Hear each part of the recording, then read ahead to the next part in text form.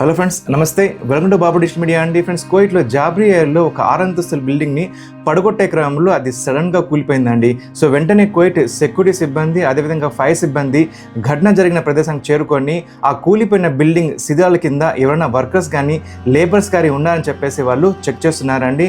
So అక్కడ ఎటువంటి ప్రాణ నష్టం కానీ మరి ఎటువంటి నష్టం జరగకుండా ఉండాలని కోరుకుంటున్నాం. అదేవిధంగా కువైట్లోని నార్త్ ఏరియాలో 3.5 మ్యాగ్నిట్యూడ్ భూకంపం అయితే సంభవించిందండి. సో ఫ్రెండ్స్, ఇదే ఇప్పుడు అందిన లేటెస్ట్ న్యూస్ అండి. Take care and have a nice day friends.